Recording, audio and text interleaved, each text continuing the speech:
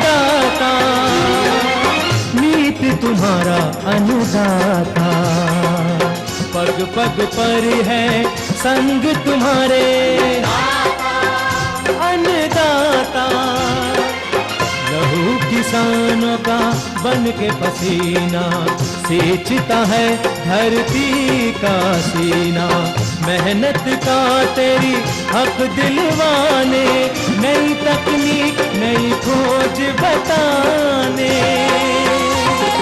पशुधन को गुणवान बनाना, पौध सुरक्षा को सिखलाना, खेती के सब गुर समझाने, भारत का सरताज बनाने। आठों पहर है संग तुम्हारे अन्नदाता, अन्नदाता। नमस्कार, मैं शालिनी आप सभी दर्शकों का अन्नदाता कार्यक्रम में स्वागत करती हूँ। हर रोज की तरह एक बार फिर से हम कार्यक्रम में लेकर के आए हैं खेती बाड़ी से जुड़ी हुई बहुत सी लाभकारी जानकारियां। तो चलिए सबसे पहले देखते हैं कि क्या है विशेष आज के कार्यक्रम में। गृह वाटिका और टेरेस गार्डन में किए जाने वाले जरूरी प्रबंधन, तुरई की अधिक उपज देने वाली प्रजातियां और वैज्ञानिक बुआई तकनीक, कृषि विश्वविद्यालय पंतनगर से प्रेषित मौसम पूर्वानुमान के आधार पर कृषि सलाह,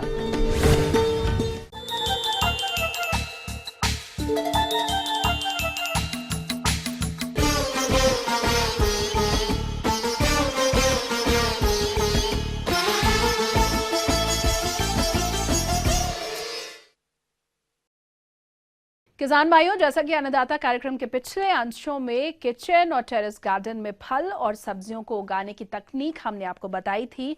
आज इसी कड़ी को आगे बढ़ाएंगे और जानेंगे अच्छे लाभ के लिए गृह वाटिका और टेरेस गार्डन का किस तरह से प्रबंधन करना है। इस बारे में जानकारी के लिए देखिए कार्यक्रम का ये अंश। कल के अन्नदाता कार्यक्रम में आपने देखा टेरेस गार्डन के उद्देश्य, महत्व एवं उचित स्थान के चयन के बारे में। आज के अंश में देखेंगे कि टेरेस गार्डन में उपयोग होने वाले औजार, उपयुक्त फसल एवं फसल चक्र तथा बीज दर, बुआई एवं रोपाई के बारे में।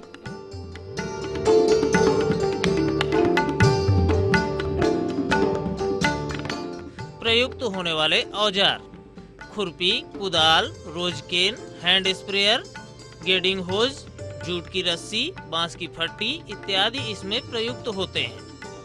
आवश्यक सामग्री: विश्वसनीय स्थान से गुणवत्ता युक्त बीज, खरपतवार पत्थर रहित, अवघटित पदार्थ रहित अच्छी मिट्टी होनी चाहिए।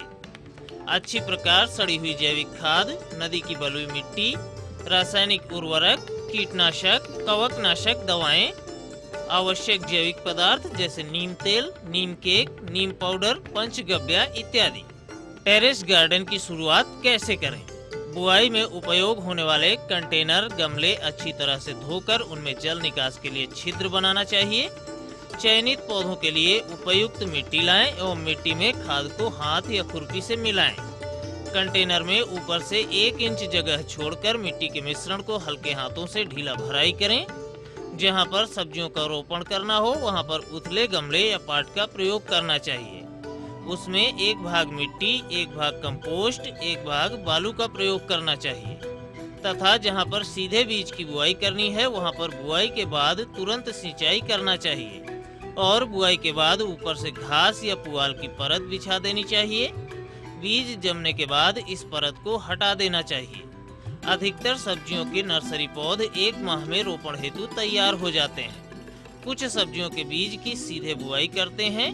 इस तरह के बीजों को चयनित बर्तन व पॉलीथीन बैग में बोते हैं। प्लग ट्रे, जो कप नुमा खाके की संरचना से बनी ट्रे होती है, जो कि 2 से 3 इंच गहरी तथा जल निकास छिद्र वाली होती है।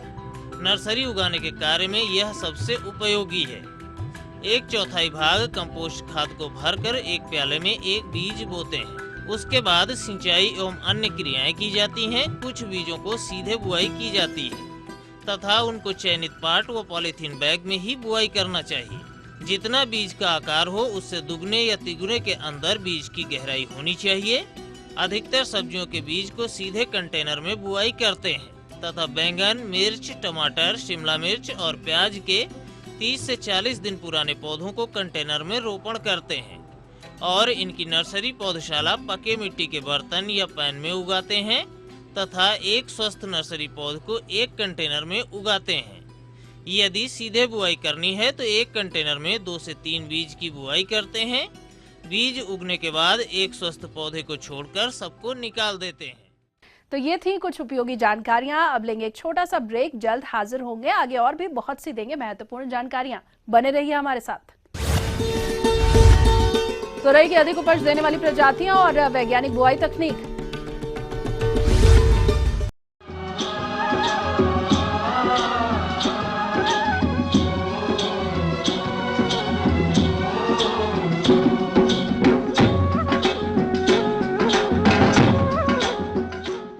ब्रेक के बाद आप सभी दर्शकों का एक बार फिर से स्वागत है और चलिए अब रुख करते हैं अगली कड़ी की ओर।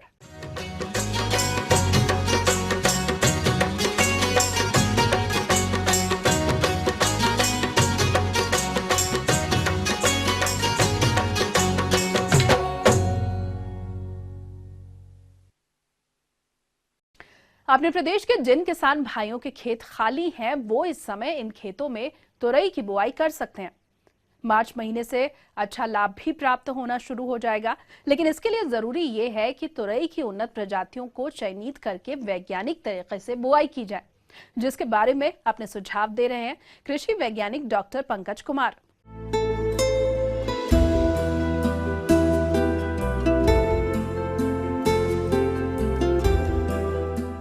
किसान भाई, अभी जो सब्जी उत्पादक किसान हैं वो अगर नेनुआ की खेती करें तो निश्चित तौर पे वो समय से पूर्व उनका जो उत्पाद है वो बाज़ार में होगा। जो लगाने का उचित समय है वो आप जनवरी से अगर शुरू कर देते हैं नेनुआ की खेती, तो निश्चित तौर पे आप उस वक्त के बाज़ार को पकड़ पाएंगे जिस वक्त बाज़ार में नेनुआ का अच्छा रेट मिलता है। इसके साथ साथ ही आप अगर बाद में भी लगाना चाहते हैं तो जनवरी से लेकर मार्च तक आप गर्मा नेनुआ की खेती कर सकते हैं। ये गर्मा मौसम है। तोरई यानी नेनुआ की अधिक उपज के लिए आपको खेत तैयारी पर विशेष ध्यान देना होता है, जिसमें खाली खेत में सबसे पहले एक गहरी जुताई करें। उसके बाद अवांछित फसल के अवशेषों को खेत से बाहर निकालकर नष्ट कर दें। इसके बाद 150 से 200 क्विंटल गोबर की खाद प्रति हेक्टेयर की दर से खेत में डालकर 2 बार उथली जुताई करें। इसके बाद मिट्टी की जांच के आधार पर उर्वरकों का प्रयोग करें। भाई, अगर आपने मिट्टी की जांच कराई तो अच्छी बात है। अगर आपने मिट्टी की जांच नहीं कराई है नेनुआ की खेती के लिए तो आप 100 किलोग्राम नत्रजन और 60 किलोग्राम स्फूर और 60 किलोग्राम पोटास की मात्रा का उपयोग करेंगे, जिसमें से जो आपका नत्रजन है उसका 1/3 भाग और स्फूर और पोटास की पूरी मात्रा आप बुआई के समय लगा देंगे। उसमें जब आप रोपने जाएंगे खेत में उस वक्त में उस मात्रा का प्रयोग करेंगे। शेष जो नत्रजन की मात्रा है उसको 2 बराबर भागों में बांट करके आप अपने खेत में ऊपरी निवेशन करेंगे तो निश्चित रूप से आपको अच्छी उपज प्राप्त होगी। तोरई के अच्छे उत्पादन में उन्नत प्रजातियों का अहम योगदान होता है, अतः इसके लिए विश्वसनीय स्थानों से ही बाजों की खरीदी करनी चाहिए। कौन कौन सी किस्में हैं जो उपयुक्त होंगी, तो उसमें राजेंद्र नेनुआ 1, राजेंद्र सुप्रिया, पूसा चिकनी जो है अच्छी किस्में मानी जाती हैं। तो जहाँ से भी आप बीज खरीदें वो आपका विश्वसनीय स्रोत होना चाहिए। आपके ज़िले में जो निकटतम कृषि विज्ञान केंद्र है वहाँ से आप बीज प्राप्ति के लिए संपर्क कर सकते हैं। इन किस्मों का 3 से 4 किलोग्राम बीज अगर आप लेते हैं तो आपकी खेती 1 हेक्टेयर में हो पाएगी। किसान बंधुओं, जो नेनुआ के बीज हैं, जो 3 से 4 किलोग्राम बीज आप 1 हेक्टेयर के लिए खरीदेंगे, निश्चित रूप से उस जो अगली फसल है आपकी उसको रोग से बचाने के लिए बीज उपचार करना आवश्यक है। और इसके लिए जो है हम प्रति किलोग्राम बीज की मात्रा में 2.5 ग्राम की दर से वीटावैक्स का इस्तेमाल करते हैं, जिससे कि हमारा जो पौधा है वो सही पौधा हो, रोग मुक्त पौधा हो। लगाने के समय ये ध्यान रखना है कि एक तो सीधी विधि है, आप उस विधि से अगर लगाते हैं तो दोपहर के बाद ही मुख्य खेत में बीज को लगाने का प्रयास करें। दूसरी जो विधि है वो थल्ला विधि है, उसमें थल्ला पे एक जगह पे 3 से 4 बीज हम लगाते हैं और स्वस्थ पौधों को रख लेते हैं, बाकी जो पौध है उसकी छटनी करते हैं तो उस विधि से भी अगर आप लगाते हैं तो बीज उपचार करना आवश्यक है। बीज को रात भर जो है जूट के बोरे में डाल के अगर आप फुलाते हैं तो अच्छी बात होगी। उसके बाद जब आप बीज लगाने जा रहे हैं तो ये ध्यान देना है कि जो दोपहर का धूप है वो जब निकल जाए, थोड़ा सा दिन जब ढलने की ओर जाए तभी लगाना चाहिए। तोरई की बुआई 1 मीटर कतार से कतार और बीज से बीज की दूरी 45 से 60 सेंटीमीटर रखते हुए करना चाहिए। इससे पौधों का विकास ढंग से होता है, साथ ही अन्य कर्षण कार्यों को करने में आसानी भी होती है। सिंचाई एवं खरपतवार नियंत्रण। मेड़ों के किनारे बीज बोने के तुरंत बाद पहली सिंचाई करने की आवश्यकता होती है। पौधे की जड़ों का समुचित विकास हो, इसके लिए फल आने तक 8 से 10 दिन के अंतर पर सिंचाई करनी चाहिए। फसल के आरंभ में अपेक्षाकृत कम सिंचाई की आवश्यकता होती है। साथ ही खरपतवारों को नियंत्रित करने के लिए समय समय पर निराई गुड़ाई करते रहना चाहिए। इस प्रकार किसान भाइयों, तोरई की बुआई करने पर आप प्रति एकड़ क्षेत्र से अच्छा उत्पादन ले सकते हैं। आगे और भी हैं कुछ रोचक जानकारियां, पर यहाँ पर रुकेंगे एक और ब्रेक के लिए, जल्द हाजिर होंगे। कृषि विश्वविद्यालय पंतनगर से प्रेषित मौसम पूर्वानुमान के आधार पर कृषि सलाह।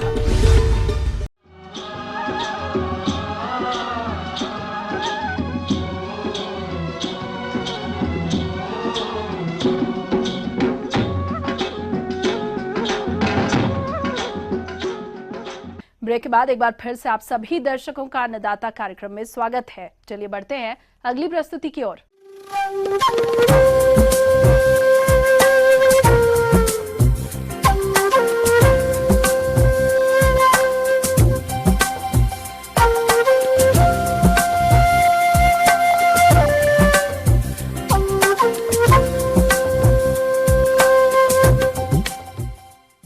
मौसम के अनुसार प्रबंधनों पर ही टिकी है आपकी खेतीबाड़ी, और इसीलिए मौसम पूर्वानुमान और उस पर आधारित साप्ताहिक कृषि सलाह इस प्रकार है। कृषि एवं मौसम विभाग के वैज्ञानिक डॉक्टर एच.एस. कुशवाहा द्वारा भेजे गए मौसम पूर्वानुमान रिपोर्ट के आधार पर इस सप्ताह पंतनगर एवं इससे लगे उत्तराखंड राज्य के ऊधम सिंह नगर एवं नैनीताल जिलों के मैदानी क्षेत्रों तथा इससे लगे पश्चिमी उत्तर प्रदेश के मुरादाबाद, रामपुर, बिजनौर, पीलीभीत, शाहजहांपुर, बरेली एवं बदायूं जिलों में इस सप्ताह आगे आने वाले 5 से 6 दिनों में इस समय आकाश में अक्सर हल्के से घने बादल छाए रहने, सुबह के समय हल्का कोहरा छाए रहने, दिन के समय धूप खिली रहने के कारण दिन का अधिकतम तापमान 21 से 23 डिग्री सेल्सियस तथा रात्रि के तापमान में गिरावट होने की संभावना है।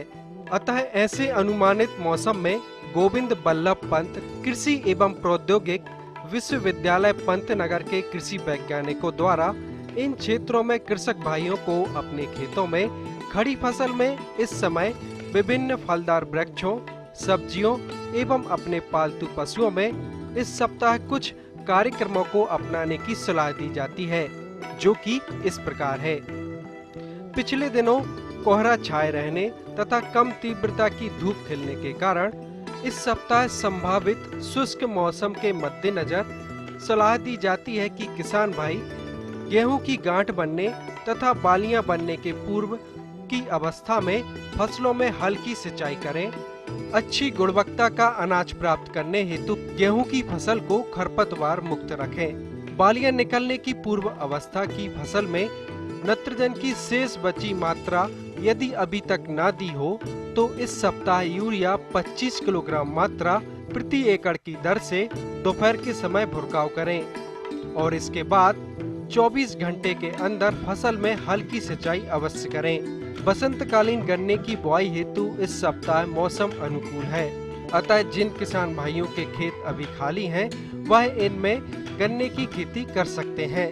बसंतकालीन गन्ने हेतु उपयुक्त किस्में इस प्रकार से हैं: को पंत 84-211, को 238, को 241, कोसा 96-2560, कोसा 84-36, कोसा 32-20 तथा मध्यम और देर से पकने वाली किस्में इस प्रकार हैं: को पंत 90-22-3, को पंत 97-222, को पंत 96-21-9, कोसा 94-25-7, कोसा 776, कोसा 767 तथा अधिक जल भराव वाले क्षेत्रों हेतु उन्नत किस्में इस प्रकार से हैं। कोसा 962660 इत्यादि। किसान भाई इन किस्मों में से किसी भी किस्मों का चयन कर बुआई कर सकते हैं। बुआई के समय आवश्यक उर्वरकों का प्रयोग करने हेतु मृदा के नमूने की उचित विधि द्वारा एकत्रित कर मृदा परीक्षण प्रयोगशाला में भिजवाएं तथा उसी आधार पर आवश्यक उर्वरकों की व्यवस्था करें। पिछले दिनों कोहरा छाए रहने से खेतों में खड़ी चना एवं मसूर की फसलों की अच्छी प्रकार से बढ़वार नहीं हो सकी थी, लेकिन इस सप्ताह संभावित तापमान में वृद्धि एवं शुष्क मौसम के मद्देनजर इन फसलों की अच्छी वृद्धि होने की संभावना है। अतः मौसम को देखते हुए किसान भाइयों को सलाह दी जाती है कि अपने खेतों में खरपतवारों को न उगने दें, इसके लिए उचित कार्यों को करें। संभावित मौसम में मसूर एवं चने की फसल में माहू कीट नजर आ सकते हैं। इनकी रोकथाम हेतु मेटासिस्टाक 250 मिलीलीटर दवा 250 लीटर पानी में मिलाकर प्रति एकड़ की दर से दोपहर के समय छिड़काव करें। मौसम को देखते हुए नींबू वर्गीय फलदार पेड़ों की अच्छी वृद्धि हेतु सलाह दी जाती है कि किसान भाई 500 gram urea 250 gram muriate of potash प्रति एकड़ की दर से पेड़ों के नजदीक थाले बनाकर डालें एवं बागों को खरपतवार मुक्त रखें। तापमान में संभावित वृद्धि के कारण आम, अमरूद तथा लीची के छोटे पौधे जो कि नए लगाए गए हों उनके आसपास घास फूस की टटिया बांध दें। प्याज की तैयार नर्सरी की रोपाई इस सप्ताह भी कर सकते हैं। इस सप्ताह दिन के समय धूप खिली रहने के कारण दिन के तापमान में हल्की वृद्धि एवं रात्रि में ठंड का प्रकोप अभी बने रहने की संभावना है। अतः तापमान के मद्देनजर पशुपालकों को सलाह दी जाती है कि वे सभी प्रकार के पशुओं को इस सप्ताह भी रात्रि के समय अंदर बांधना जारी रखें एवं दिन के समय पशुओं को खुले में बांध सकते हैं। इस सप्ताह कुट-कुट आवासों के पर्दे अभी गिरा कर रखें, लेकिन दिन के समय पर्दे उठाकर रखें, जिससे चूजा घरों में उचित वायु संचार एवं अनुकूल तापमान नियंत्रित रह सके। तो किसान भाइयों, ये था इस सप्ताह का मौसम का मिजाज।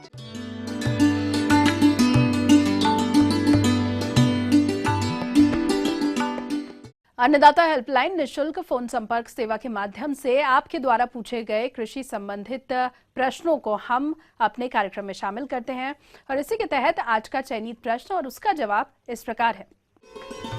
अन्नदाता निशुल्क फोन संपर्क सेवा के माध्यम से लौंगपुर जिला बरेली के राघवेंद्र कुमार जी, आप विभिन्न फसलों को पाले से बचाव हेतु नियंत्रण उपाय पर जानकारी चाहते हैं। तो राघवेंद्र जी, आपकी जानकारी हेतु प्रस्तुत है कार्यक्रम का यह अंश। जो किसान भाई साग सब्जियों की खेती किए होंगे, जैसे बैगन, टमाटर या अन्य कोई और सब्जियां या कुछ फूल लगाए होंगे, तो निश्चित तौर पर ये जो मौसम है उनके लिए नुकसानदायक मौसम है। मौसम अगर बादल नहीं हो रहा है या बादल है, तो जब भी मौसम खुलेगा यानी मौसम क्लियर होगा, उसको हम पाला कहते हैं कि पाला मार दिया। पाला क्या है? शीत ऋतु में जब वायुमंडल का औसत तापमान 0 डिग्री सेल्सियस से कम हो जाता है या तापमान में अचानक गिरावट आ जाती है, तब फसल के पौधों की कोशिकाओं में उपस्थित जल बर्फ में परिवर्तित हो जाता है तथा कोशिकाओं के आयतन में वृद्धि होने के कारण कोशिकाओं में उपस्थित जीव द्रव्य नष्ट हो जाता है। इससे कोशिकाएं टूटकर मर जाती हैं तथा पौधे झुलसे हुए नजर आते हैं। अत्यधिक पाला पड़ने से पौधे की पत्तियां एवं टहनियां बर्फ एवं हिमकणों में ढक जाती हैं। फसलों पर कम तापमान के इस प्रतिकूल प्रभाव को पाला कहते हैं। इसे पाला, डाह एवं तुषार आदि नामों से भी जाना जाता है। बात ये कि पाला या किस कंडीशन में पड़ता है, पौधों को नुकसान किस कंडीशन में करता है। तो जब वातावरण में ज्यादा भारी रहता है, मीन्स की तापमान कम रहता है, बदली रहती है, तो वैसे भी पाला का इफेक्ट नहीं पड़ता है, पाला का कोई प्रभाव नहीं पड़ता है। पाला तब पड़ता है जब मौसम भारी रहे, तापमान कम रहे, बदली रहे और उसके बाद 2-4 दिन के बाद मौसम खुलता है। तो जब मौसम खुलेगा और दिन का तापमान बढ़ जाएगा, यानी ब्राइट सनशाइन हो जाएगी, दिन का तापमान बढ़ जाएगा, तो रात का तापमान गिर जाता है, 4 डिग्री 5 डिग्री होता है। ऐसे में पाला का प्रकोप बहुत तेजी से पड़ने लगता है। पाले के प्रति संवेदनशील फसलें जैसे आलू, टमाटर, सरसों, बैंगन, अलसी, मटर, धनिया, जीरा, शकरकंद तथा फलों में पपीता, आम पाले के प्रति अधिक संवेदनशील हैं। इसमें 80 से 90% तक नुकसान हो जाता है। पाले की तीव्रता अधिक होने पर गेहूं, जौ, गन्ना आदि फसलें भी अधिक चपेट में आ जाती हैं। पाले से बचाव के उपाय। यदि पाला पड़ने की संभावनाओं का मौसम विभाग द्वारा या फिर वायुमंडलीय परिवर्तनों द्वारा पूर्वानुमान लग जाए तो कुछ उपायों द्वारा फसलों को इसके कुप्रभाव से कुछ हद तक बचाया जा सकता है। जहाँ तक अगर हम पाला से बचाव की बात करते हैं तो हमने कहा कि पानी देना चाहिए, यानी नमी मेंटेन करना चाहिए। तो इसके लिए पहला तो यह है कि खेत में देख ले कि सिंचाई कैसी है। अगर नमी कम है तो सिंचाई अवश्य कर ले। और अगर आप धुआं की जहाँ तक बात है कि अगर फ्यूम क्रिएट करते हैं तो फ्यूम से क्या होता है कि कार्बन गैस निकलती है और उससे पौधों के आसपास का एक ऐसा माहौल बन जाता है कि वो कार्बन की जो है गर्मी की वजह से जो है उस पर पाला का असर थोड़ा कम होता है। देखिए, अगर हम ये बात करें कि कुछ किसानों में इस तरह की भ्रांतियां हैं कि पाला का मौसम है तो यूरिया या सल्फर, तो मैं आपको बता दूं कि यूरिया पौधों की ग्रोथ के लिए अच्छी होती है। अगर पौधे ग्रोइंग कंडीशन में हैं तो अगर आप यूरिया का व्यवहार करते हैं तो पौधों के अंदर ताकत बढ़ेगी, जिससे पौधे पूरी ताकत के साथ विकास करेंगे। तो थोड़ा सा रोग माने उसमें सहनशीलता की क्षमता बढ़ जाती है। लेकिन जहाँ तक सल्फर की बात है तो सल्फर सारी फसलों में इस्तेमाल नहीं किया जा सकता है। ऐसी फसलें जिसमें एरोमा हो और महक हो तो उनकी चूंकि अच्छी यील्ड के लिए हम सल्फर का इस्तेमाल करते हैं। थायो यूरिया का छिड़काव। थायो यूरिया के 500 ppm 1 लीटर में 500 मिलीलीटर थायो यूरिया का घोल फूल आने की अवस्था में 15 दिन के अंतराल पर 2 बार छिड़काव पाला सहन करने की क्षमता को बढ़ाता है। छाया करके। छोटे फूलों के पौधों एवं नर्सरी में उगाए गए पौधों को पाले से बचाने के लिए सूखी घास फूस, सरकंडे या गन्ने की पत्तियों आदि से ढक देवें। अति संवेदनशील शिशु फलदार पौधों की उत्तर एवं उत्तर पश्चिमी दिशा की ओर सरकंडे की टाटी बांधने से भी पाले से बचाव हो जाता है। इस प्रकार किसान भाइयों बताई गई बातों को अमल में लाते हैं तो फसलों को पाले के प्रकोप से बचाकर अच्छी उपज प्राप्त कर सकते हैं। निशुल्क फोन संपर्क सेवा की इसी कड़ी में दूसरा प्रश्न पूछा है डेरापुर कानपुर देहात से अम्बरीश यादव ने। यह आलू खुदाई यंत्र के बारे में जानकारी चाहते हैं। तो अम्बरीश यादव जी, आपकी जानकारी हेतु देखिए कार्यक्रम का यह अंश। तो किसान भाई देख रहे हैं यहाँ पे कि आलू उखाड़ने की जो मशीन है उसके बारे में यहाँ पे चर्चा करेंगे। तो सर्वप्रथम हम देखें जो मैनुअल विधि यानी जो आदमी उखाड़ता है यानी मानव के द्वारा उखाड़ा जाता है तो उसमें होता है कि सबसे पहला जो है श्रम बहुत ज़्यादा लगता है। अगर 35 से 40 मजदूर लगाते हैं तो 1 हेक्टेयर आलू हमारा बढ़िया से उखड़ता है। और उसमें भी देखेंगे अगर हम मैनुअली उखाड़ते हैं तो कुदाल या खुरपी से लगाते हैं जिससे कि जो हमारा आलू होता है वो कट भी जाता है, उसमें नुकसान भी ज़्यादा होता है। तो अगर हम मशीन से आलू की उखाड़ें तो उसमें आप देखेंगे कि मशीन के द्वारा जो सबसे ज़्यादा जो फायदा है वो है श्रम, समय और शक्ति। ये तीनों मशीन से कम लगता है। पोटैटो डिगर मशीन से आलू खुदाई के लाभ व उपयोगिता। आलू खुदाई यंत्र से खुदाई करने पर आलू खुदाई जल्दी हो जाती है, साथ ही आलू कम चोट ग्रसित होते हैं। इस यंत्र से खुदाई करने पर आलू खुदाई लागत कम आती है। एक साथ आलू की खुदाई भी हो जाती है और उसके बाद इन्हें इकट्ठा कर आसानी से श्रेणीगत किया जा सकता है। पोटैटो डिगर जो है एक ऐसा मशीन है जो कि ट्रैक्टर के पीछे चलता है। तो पीछे चलेगा तो स्वाभाविक है कि आगे ट्रैक्टर चलेगा तो उसके चक्के जो होते हैं थोड़े बड़े होते हैं तो उससे हमारा आलू का नुकसान होगा। पोटैटो डिगर मशीन की कार्यविधि। किसान भाइयों, जैसे कि आपने देखा इस यंत्र से आलू की खुदाई करने के क्या क्या फायदे हैं, इसको देखते हुए यदि आप आलू खुदाई यंत्र का उपयोग करने जा रहे हैं तो उससे पहले ये जान लें कि यह यंत्र किस प्रकार कार्य करता है। आइए देखते हैं।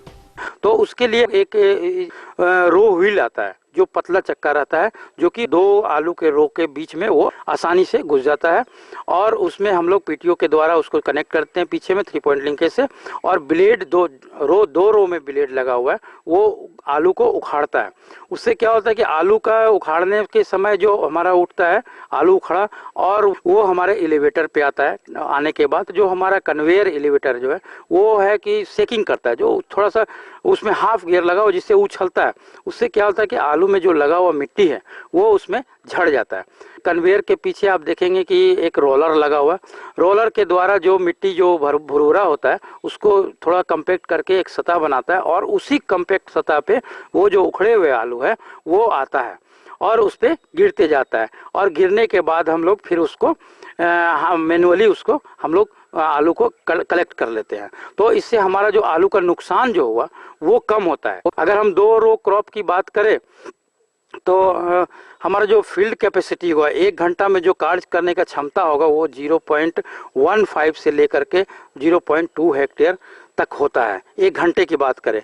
और अगर हम मैनुअली अगर करें तो 35 से 40 मजदूर 1 हेक्टेयर को उखाड़ने में लगता है, जो कि हमारा अगर इकोनॉमिकल व्यू से देखें तो हमारा जो लेबर कॉस्ट होगा करीब 8,000 के आसपास आता है। और अगर हम इसकी बात करें तो हमारा करीब 1 घंटा में हमारा 3 लीटर डीजल खाता है और जो ऑपरेटर लेगा करीब प्रति अगर हेक्टेयर के हिसाब से देखें तो 700 से 800 रुपया प्रति हेक्टेयर ये आता है। और जो आलू खड़ता है उसकी क्वालिटी बरकरार रहती है। पोटैटो डिगर मशीन की कीमत और अनुदान। किसान भाइयों, वैसे तो प्रदेश में कई कंपनियों की पोटैटो डिगर मशीन बाजार में आसानी से मिल जाती है, जिनकी कीमत 1 और 2 रो वाली मशीन के अनुसार अलग अलग होती है। इसकी बाजार में अनुमानित कीमत लगभग 60 से 70 हजार रुपए है, जिस पर शासकीय अनुदान भी उपलब्ध है। अनुदान के बारे में अधिक जानकारी के लिए आप अपने नजदीकी कृषि विभाग में संपर्क कर सकते हैं।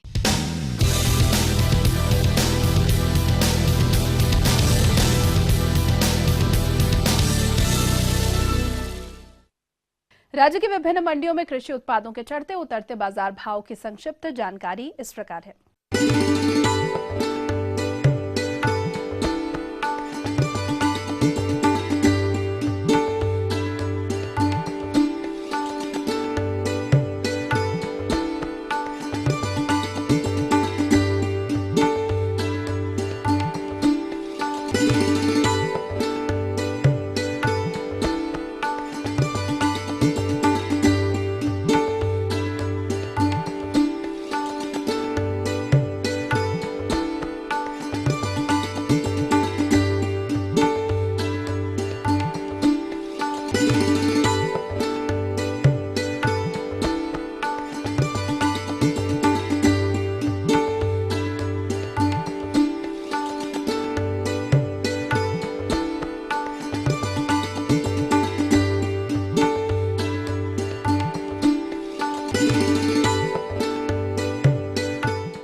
हम ये उम्मीद करते हैं कि आज का कार्यक्रम आप सभी दर्शकों के लिए उपयोगी रहा होगा। किसान भाइयों, अन्नदाता आपकी सेवा के लिए संकल्परत है। कृषि संबंधित समस्या और सुझावों के लिए आप हमें संपर्क कर सकते हैं।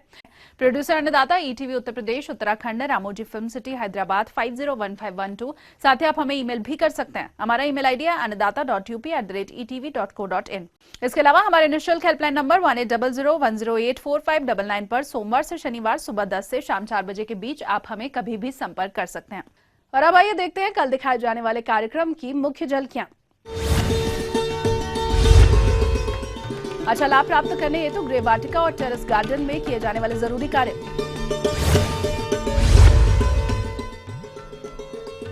बैगन की फसल को हानि पहुंचाने वाले कीट और रोगों का नियंत्रण। फिलहाल अन्नदाता की पूरी टीम को दीजिए इजाजत। कल फिर से इसी समय आपसे होगी मुलाकात कृषि संबंधित कुछ और महत्वपूर्ण जानकारियों के साथ। नमस्कार।